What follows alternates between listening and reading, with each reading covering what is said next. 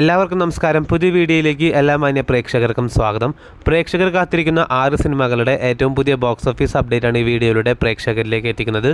വീഡിയോയിലേക്ക് പോകും മുമ്പ് സിനിമാ ലോകത്തെ ഏറ്റവും പുതിയ ബോക്സ് ഓഫീസ് അപ്ഡേറ്റുകൾക്കായി ഈ ചാനൽ മറക്കാതെ സബ്സ്ക്രൈബ് ചെയ്യേണ്ട കാര്യം പരിഗണിക്കുക. ആദ്യത്തെ സിനിമ ഇന്നലെ തിയേറ്ററുകളിലേക്ക് റിലീസ് എത്തിയ ബേസിലിൻ്റെ ഈ വർഷത്തെ ആദ്യത്തെ സിനിമയാണല്ലോ പ്രാവിൻകുട്ടി ഷാപ്പ്. ശ്രീരാജ് ശ്രീനിവാസന്റെ സംവിധാനത്തിൽ ബേസിൽ ജോസഫ്, ചെമ്പൻ വിനോദ്, സൗബിൻ ഷഹീർ തുടങ്ങിയവരെ കേന്ദ്ര കഥാപാത്രങ്ങളാക്കി ഇന്നലെ തിയേറ്ററുകളിലേക്ക് റിലീസിനെത്തിയ മലയാളത്തിലെ ഏറ്റവും പുതിയ സിനിമയാണല്ലോ പ്രാവിൻകുട്ടി ഷാപ്പ്. പോസിറ്റീവായിട്ടുള്ള അഭിപ്രായങ്ങൾ നേടിയ സിനിമ ചിത്രത്തിന്റെ ആദ്യ ദിന Kerala world wide box office അപ്ഡേറ്റിലേക്ക് വരികയാണെങ്കിൽ റിലീസിന് മുൻപ് തന്നെ വലിയ ഹൈപ്പോ പ്രമോഷനൊന്നും ഇല്ലാതെ തിയേറ്ററുകളിലേക്ക് റിലീസിനെത്തിയ സിനിമ കൂടിയാണ് പ്രാവിൻകുട്ടി ഷാപ്പ്. എന്നിരുന്നാൽ പോലും ഈ വർഷം തിയേറ്ററുകളിലേക്ക് റിലീസിനെത്തിയ സിനിമകളിൽ വെച്ച് ഏറ്റവും കൂടുതൽ കേരള പ്രൈസിൽ കളക്ഷൻ നേടിയ സിനിമ കൂടിയാണ് പ്രാവിൻകുട്ടി ഷാപ്പ്. 58 ലക്ഷം രൂപയെന്ന ചിത്രത്തിന്റെ ഫൈനൽ കേരള പ്രൈസിൽ കളക്ഷൻ വന്നിരുന്നത്. അങ്ങനെ പ്രാവിൻകുട്ടി ഷാപ്പ് എന്ന സിനിമ ആദ്യ ദിനം കേരള ബോക്സ് ഓഫീസിൽ നിന്ന് മാത്രം 1,60,00,000 മുകളിൽ രൂപയാണ് ഗ്രോസ് കളക്ഷൻ നേടിയിരിക്കുന്നത്. അതേസമയം ചിത്രത്തിന്റെ ആദ്യ ദിനം വേൾഡ് വൈഡ് ഗ്രോസ് കളക്ഷൻ 3 കോടിയിലേക്കും എത്തിയിരിക്കുകയാണ്. അപ്പോൾ പോസിറ്റീവായിട്ടുള്ള അഭിപ്രായങ്ങൾ നേടിയ സിനിമ ഇപ്പോൾ ഇതാ ചിത്രം ഡീസന്റ് കളക്ഷനിലേക്ക് എത്തപ്പെട്ടിരിക്കുകയാണ്. കാത്തിരിക്കൂ ചിത്രത്തിന്റെ വരാൻ പോകുന്ന ബോക്സ് ഓഫീസ് അപ്ഡേറ്റുകൾ അറിയാനായി. അടുത്ത സിനിമ കഴിഞ്ഞ ആഴ്ച ജനുവരി മാസം 9-ാം തീയതി തിയേറ്ററുകളിലേക്ക് റിലീസിനെത്തിയ ആസിഫൽ ചിത്രമാണല്ലോ രേഖാചിത്രം. 2025 എന്ന ഈ വർഷത്തെ തിയേറ്ററുകളിലേക്ക് റിലീസിന്റെ സിനിമകളിൽ ആദ്യത്തെ ബ്ലോക്ക് ബസ്റ്ററായി മാറിയ സിനിമ കൂടിയാണ് രേഖാചിത്രം. ചിത്രം നിലവിൽ 8 ദിവസങ്ങൾ കേരള ബോക്സ് ഓഫീസിലും വേൾഡ് വൈഡ് ബോക്സ് ഓഫീസിലും പിന്നിട്ടിരിക്കുകയാണ്.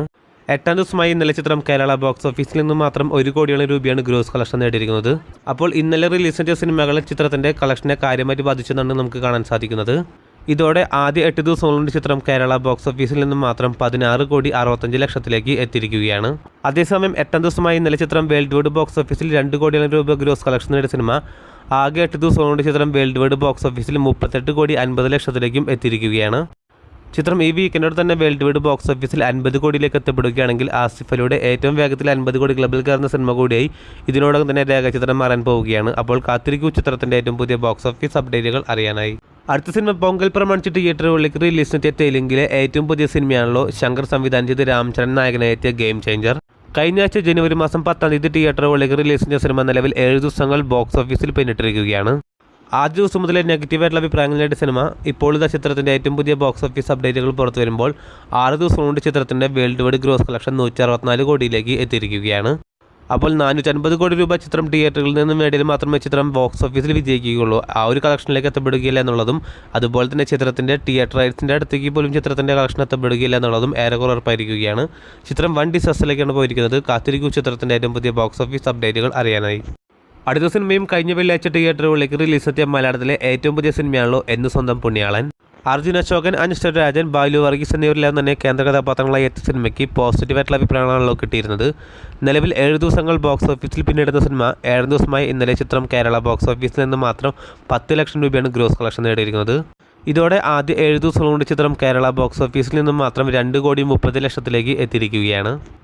അതേസമയം ചിത്രത്തിന്റെ ആദ്യ 7 ദിവസത്തെ വേൾഡ് വൈഡ് ബോക്സ് ഓഫീസ് അപ്ഡേറ്റിലേക്ക് വരികയാണെങ്കിൽ ചിത്രത്തിന്റെ ആദ്യ 7 ദിവസത്തെ വേൾഡ് വൈഡ് ഗ്രോസ് കളക്ഷൻ 3 കോടിയിലേക്കും എത്തിയിരിക്കുകയാണ്. അപ്പോൾ കാത്തിരിക്കൂ ചിത്രത്തിന്റെ ഏറ്റവും പുതിയ ബോക്സ് ഓഫീസ് അപ്ഡേറ്റുകൾ അറിയാനായി. അടുത്ത സിനിമ കഴിഞ്ഞ ഞായറാഴ്ച തിയേറ്ററുകളിലേക്ക് റിലീസിനെത്തിയ ബാലയ്യ നായകനെത്തിയ സിനിമയാണല്ലോ ദാക്കു മഹാരാജ.